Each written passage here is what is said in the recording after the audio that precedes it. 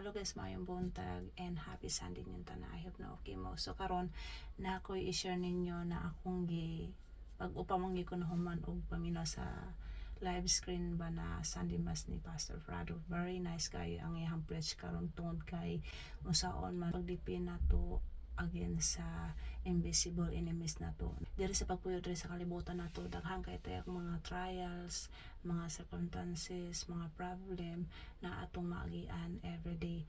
Pero ang atong buhaton guys, para dili ta mag down o dili ta mapangayo sa Ginoo guys, is na itulo ka klase naghatag ni Pastor Frado. Number 1 guys, set our eyes sa Ginoo.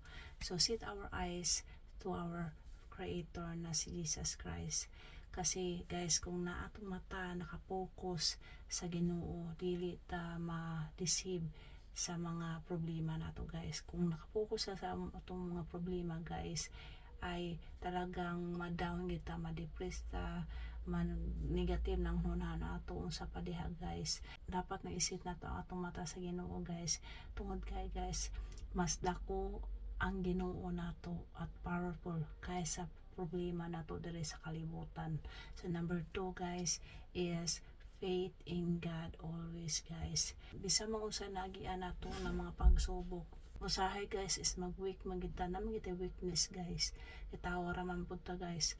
So atong buhaton guys para makaya nato ang mga magian nato taga-adlaw ng grabe na mga nagian nato na mga sakit na cancer or unsa pa diha na mga problema ni agi sa tong kinabuhi na mo pudpuron ni ng atohang patient ba. Dapat na always daw na i-faith sa Ginoo kaysa makapokus ta sa ato ang kagulingon emotion nato guys. Kaya ang atong emotion guys is very deceiver.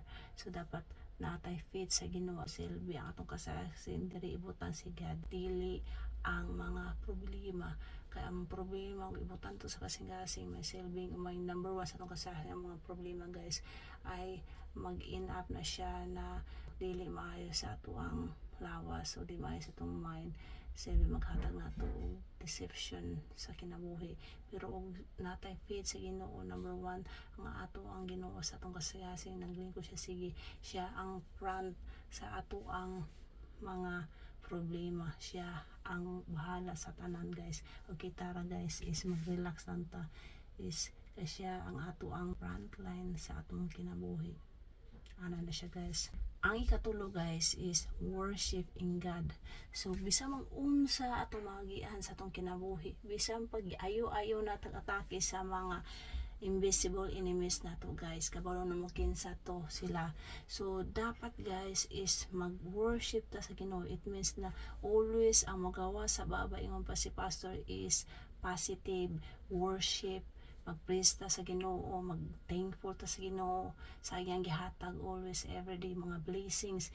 Dili ta mag-complain kasi when it times na mag-complain na ta guys, mao na ang maghatag ta authority sa enemy nato para kontrolo ng atong kinabuhi, kontrolo na atong mind, atong whole life guys. Dili nato sila tigahan og kanang mga signal para mosulod sa atong kinabuhi.